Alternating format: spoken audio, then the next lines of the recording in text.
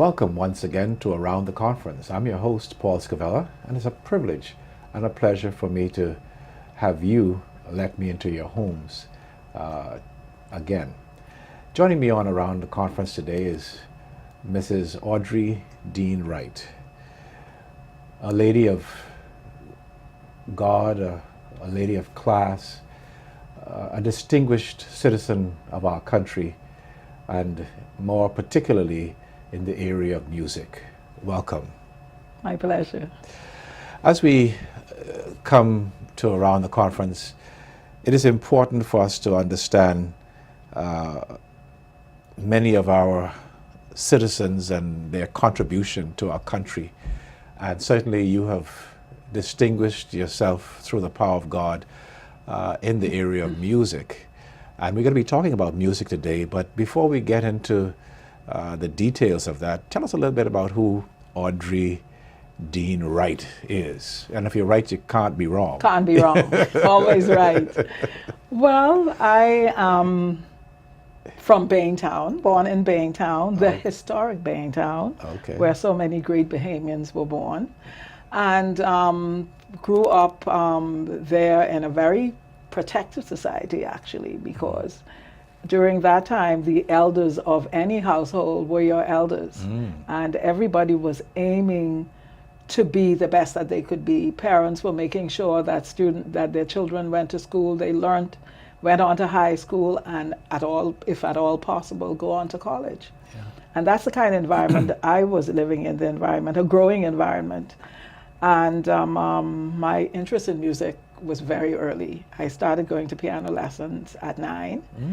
And by the time I was 12 years old, I know I wanted to be a musician. Yeah. At that time, I thought a pianist. Yes. Yes. I recall visiting the area, I believe, in which you grew up. As a matter of fact, when I became a teenager, your sister Jewel and her husband, we used to play in a musical ensemble together. Yes. I think right around the corner from where the homestead was. Yes. Your parents, I'm sure, had a lot to do with influencing you in this direction. Definitely. When my dad went to the project, in those days, many Bahamian men went to the project, but I went to, as I said, piano lessons at 9.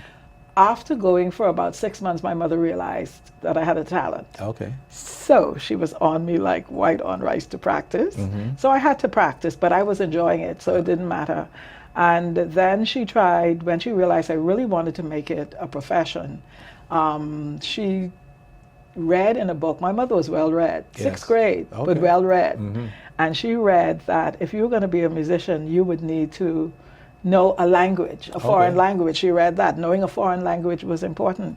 And so what she did, she sent me to Latin, interestingly enough. And this was to Mr. Johnson, who is actually a relative of the Johnsons, who wrote Lift Every Voice and Sing on Delancey Street. Yes. And his name was Bosfield Johnson.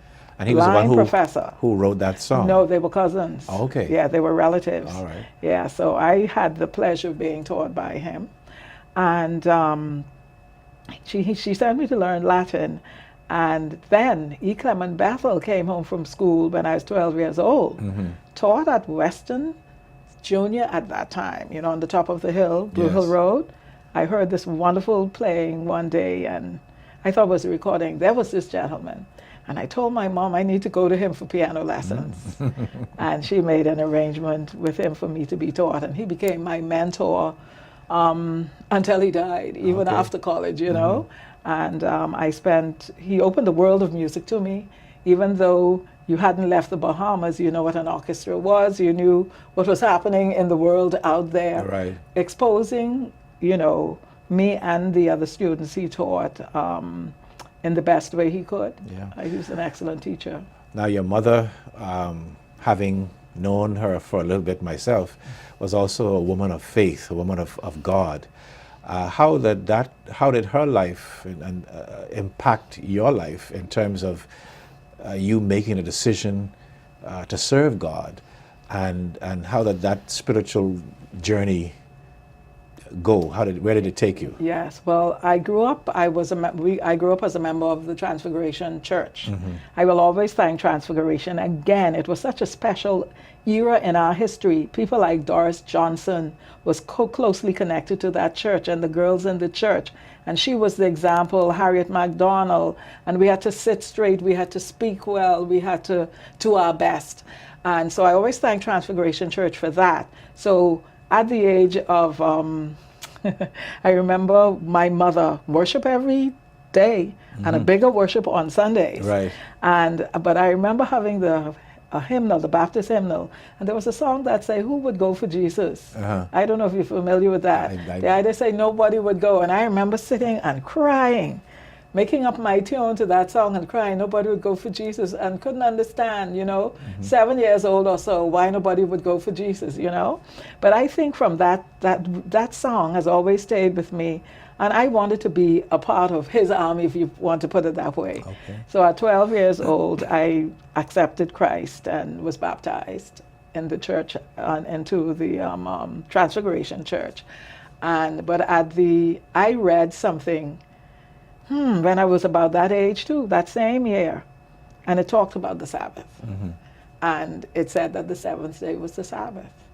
And I asked about it, several persons I asked about it, older persons of my faith, and they all said, oh, it's okay, Sunday is fine because Jesus rose on Sunday. But in my little mind, I was never actually happy about it.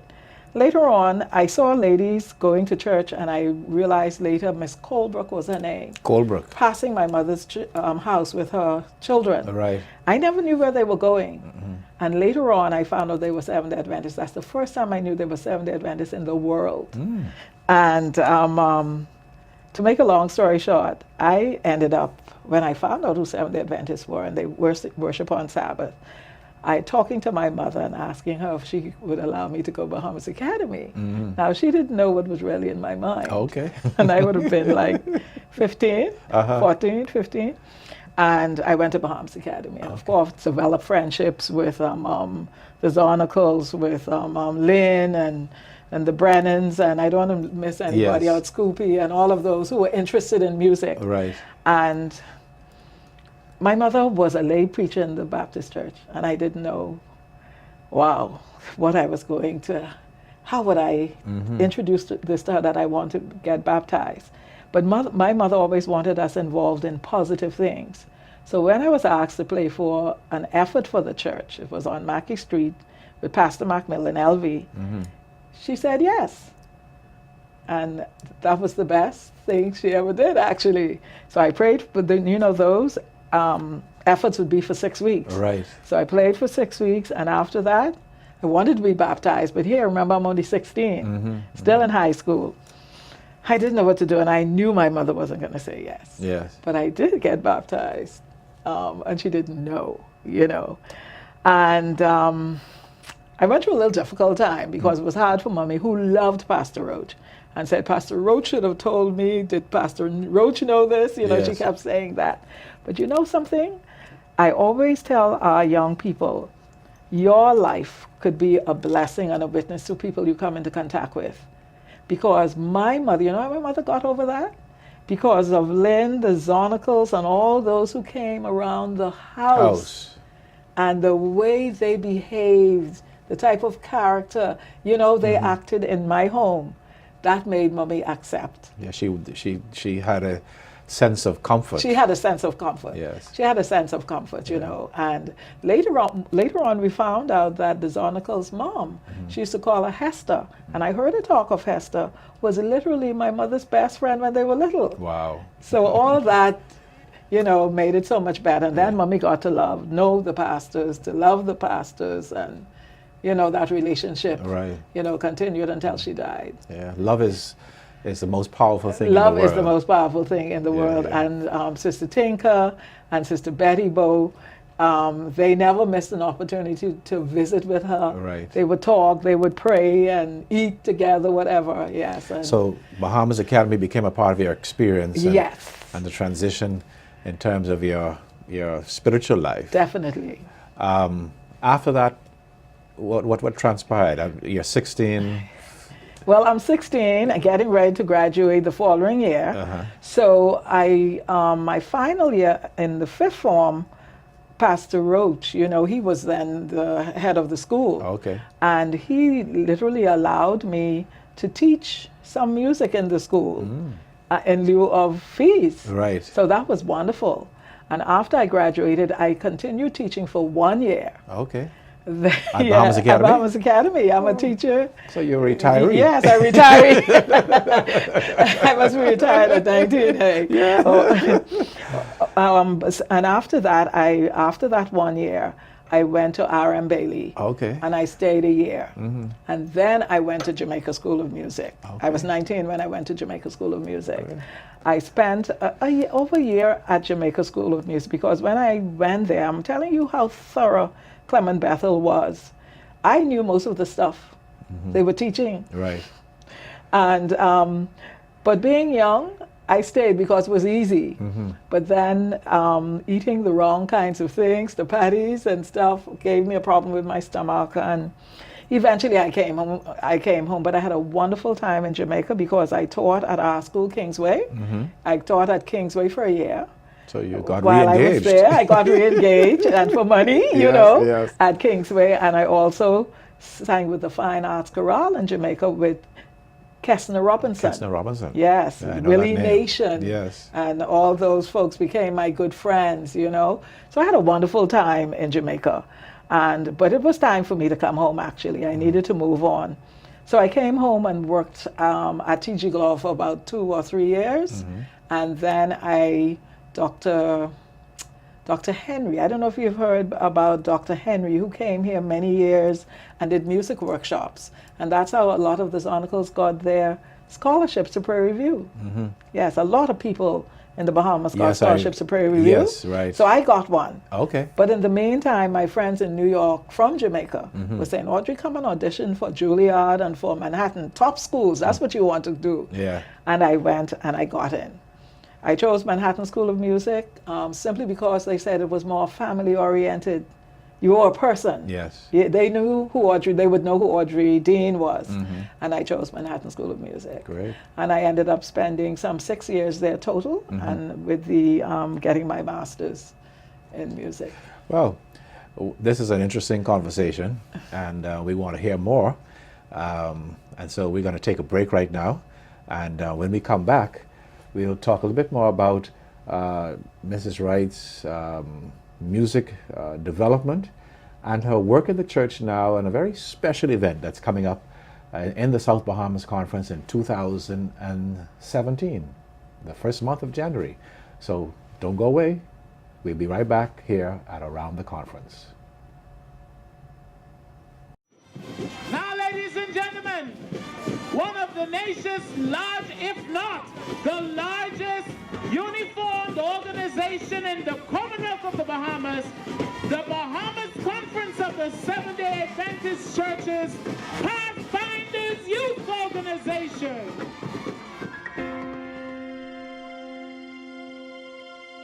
In the book Messages to Young People, Ellen G. White refers to an army of youth rightly trained to share the Word of God. The Pathfinder organization is doing just that. From the 4-year-old preschooler to the 15-year-old teenager, we are preparing our young people to be equipped not only to share Jesus, but be prepared for the life to come. This organization prepares our youth through spiritual, physical, and outdoor activities in order to develop people of character and substance. Partner with us as we develop our youth to become servants of God and a friend to man.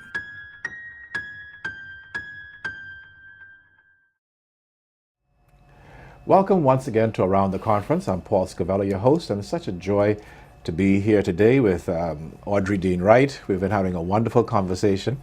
And Mrs. Wright, we were just talking a little bit about your education in New York, and I'm sure that we could spend a whole day just rehearsing and reflecting on some of the things that God has allowed you to become engaged in.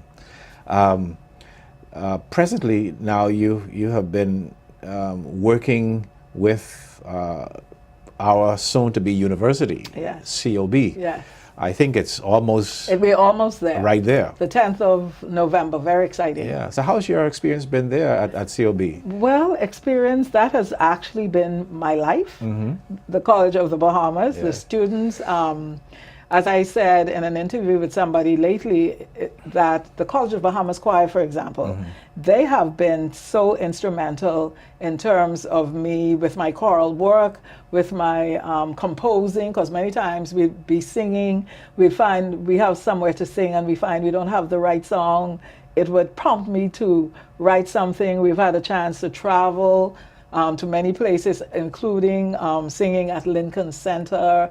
And so, and my colleagues, the relationships that we've developed over the years and seeing the college grow to the point to which it is now, that has been very special. So a very integral part of my life. Yeah, I've seen your passion with those young people. My son has been a part. Yes. And they become almost as it were your children. My children. And you stay in touch with them. Yes. And I see the joy. Yes, I enjoy every moment. That emanates, just swells over in your life as you see them develop and succeed. And we must commend you for the patience and for the love. Because it's not just for me, as I watch you, it's not just a matter of a job. It's a labor of love that I see coming out. And these children, and they're just doing so well, making you proud. Yes, and they're making me proud not only in the Bahamas, but internationally, as we think about Joe Paul and what he's doing with the Aeolians and in his work, his life work that he is aiming for. Ashley, who is at the University of Nevada, on a scholarship doing his master's and making his presence felt there, and so many others all over who are really making me proud. I'm sure really is what teaching is all about. That's what teaching is all about. Yes. I know you're married.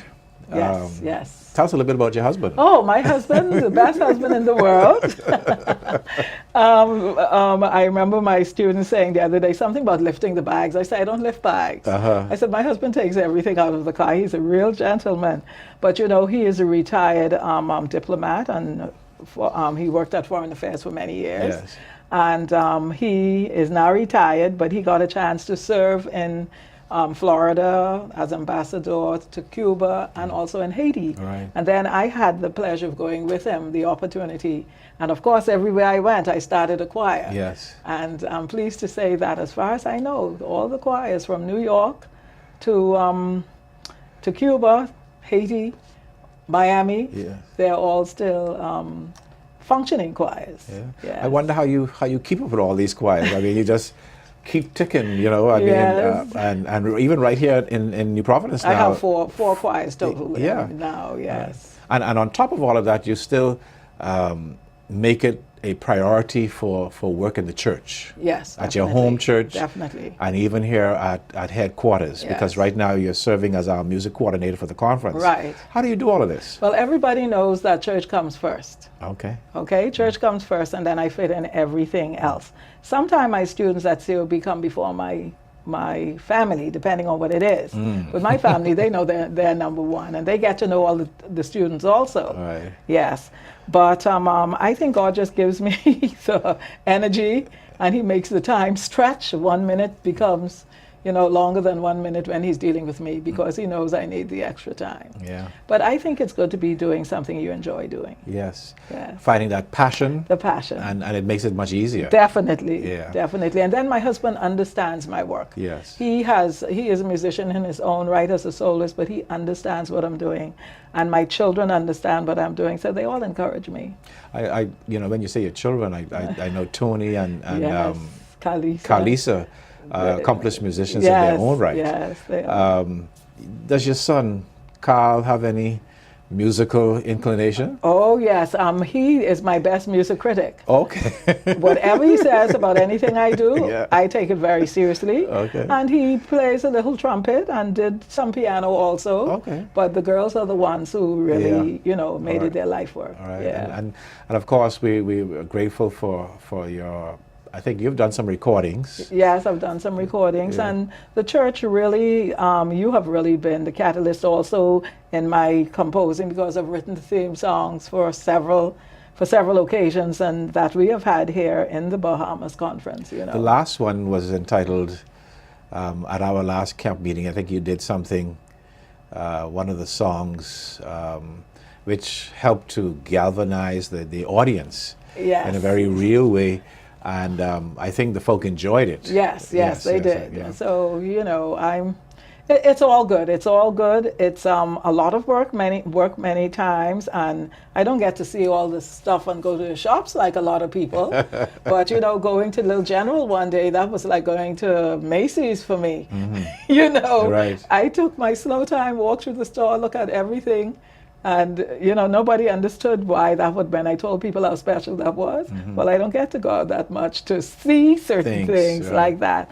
But then you have to have your priorities right. Yeah. Now, as the music coordinator for the conference, what are some of the I guess, things that you've been able to help us with as a church? I mean, I know we are a little not so used to having a music coordinator for the conference, so we've been having to learn and adjust. Yes. But you've been poking us. I've been poking, Yes. and I think it's I've seen differences.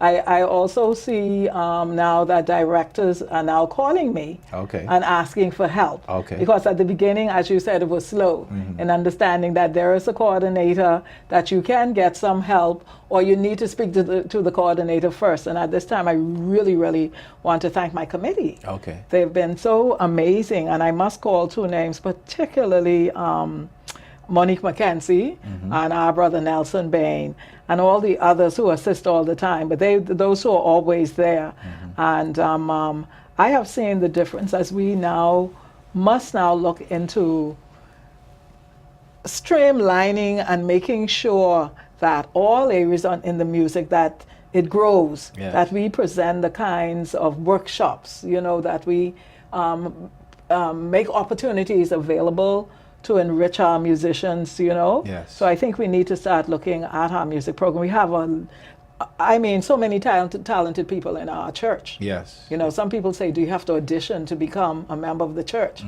You know, that's the way they look at us and our music. Right. But we want to keep the standard Yes. very high, but it's not only the standard, you know, it is God's work. Yes. Yes, the And he expects the best. spirituality, and Yes. He expects the best Yeah. from us. As we conclude this segment, we have some instruments in front of us here, and I would like to say a special thanks to you, because these instruments have been donated to another area of our music development here in the conference, that is our Pathfinder band. And I could remember, I think at the beginning of this year at the Pathfinder concert, Yes. you made a commitment to providing some flutes that were indicated that were necessary, and some clarinets, and also we have a trombone. And so I want to say thank you for that, and for keeping your commitment or your promise to the Pathfinders. Our Pathfinder band has been outstanding. Outstanding. Yes, Yes. and yes. has been recognized as such within our country. Yes. And so this contribution certainly speaks to your commitment to the development of our music program with our young people as well in the conference. As we look forward, Pastor, to having an orchestra one day, Yes. and I think we must not forget that goal, it's important that we keep the Pathfinder band strong as the nucleus. Right. We'll only have to work very hard with the strings, With the our strings. string program. Yeah. Yes. Well, thank you so much. And there might be some others out there who would like to make contributions to the Pathfinder band. If you don't have the instrument or you don't want to purchase it, your cash will help us to get funds for Yes. the Pathfinder band. We recently were not able to participate in a function because we didn't have the sousaphones. And I think recently the conference was able to get 2 of those for the Pathfinder band. And so it's an ongoing process and Yes. labor of love. Yes. Now, I you- want to say, yeah. Pastor, though, excuse me, Silas McKinney, he donated one of the flutes. Silas McKinney. Silas More. Silas Moore. More. Yes. And we say thank you to him. The other instruments, it's my pleasure to Yes. donate the other 6 instruments. Very well, very well. Now, I know that you've been working on a special project that's coming up in January. Tell us a little bit about that. Well, it's exciting. It's the world famous Aeolians. They will be in the Bahamas. Their tour in the Bahamas begins the 4th and ends the 9th.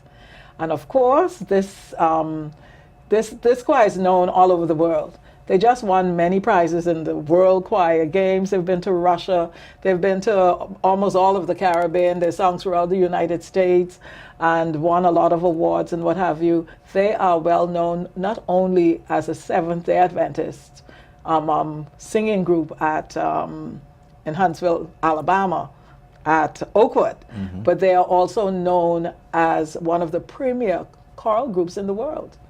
So it's our pleasure to welcome them here.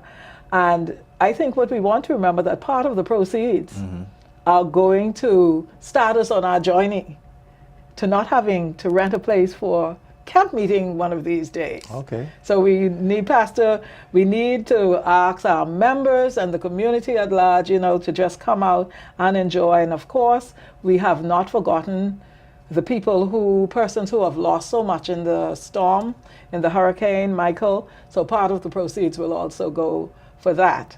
So we're looking at 2 concerts. Okay. Yes, on that weekend. And then we have a choral workshop that will involve members of our church. We're going to be hearing more about that as we go along. We're hoping to have a meeting on Sabbath, so I hope that everybody will be, looking in the logos at 5 o'clock Okay. at Centerville Church. Right. For all directors and music directors and choir members and the heads of praise teams to meet with me so we can talk about the choral workshop and they can all be a part. And then there's a mix and mingle on the Sunday afternoon because the president of Oakwood will be here. Okay. And that's very exciting. He is going to be here and he will be here with 4 of his team members, as From the we call university. in the higher. Yes. Long out of there. He will be here with them, and that meeting would be for a mix and mingle for alumni of Oakwood. Yes. All those who are interested in Oakwood and any students who would like to attend Oakwood. Yeah, I could be, I've seen this choir, I've experienced them. Yes. And I could truly say that they are world class. World class. Inspired too. Inspired. Yes. And they sing almost every genre of music. Yes. I think that's what's wonderful about them. They're not just one type of music, but all types of music. So when they come, we have the 2 concerts. We have 2 concerts that weekend. You have the mix and mingle. And we have the mix and mingle. And we have the music workshop. Music workshop. The end result of that would be on Sabbath morning, where the workshop choir will sing for the divine worship. Okay. Yes. So that's from January 4 through the 9th. The Aeolians will be here in the Bahamas. The Bahamas. God's willing. Yes. And so your committee is working hard-working Yeah. committee. Okay. Thank God for them. They're working very hard to make sure we have we are able to put up the choir members. And I want to thank members who have said yes. Yes. They will put up choir members for us. And if there's anybody else who would like to assist, they could let us know at the conference office. Great. Well, our time is just about gone. And there's so much more we could talk about, Yes. and we might have to do some more of this, of course, leading up to that event. Yes. But we're happy that you came by today just to help us to become aware of what's happening and the fact that music ministry is alive and well in the South Bahamas Conference. And we do wish you all God's richest blessings as you continue to be involved, total membership involvement. And our theme is, Lord, transform me. So may He transform our hearts, He transform our music, transform everything about us so that others seeing us might see Jesus. It's certainly been a pleasure to have you with us. Do you have a last word for us? Well, a last word is that never get weary. Yes. We will never get weary. The music committee will never get weary. And we are all going to put our shoulders to the wheel with God's help to make sure that the music of the Bahamas Conference is inspiring, it is God blessed, and that it grows from year to year. Thank you so much for stopping by, and we look forward to seeing you again sometime, and may God continue to use you in a very special way. Today we've been talking with Audrey Dean Wright, our music coordinator for our conference, and we just thank God for her commitment and for her love for God and his people, and for her allowing him to use her to share her talents with this community. Until next time, we ask you to remember to make God the center of your life. Seek ye first the kingdom of God and his righteousness, and all of these other things will be added unto you. And also, keep a song in your heart. This is Paul Scavella, your host. Until next time, may God richly bless you.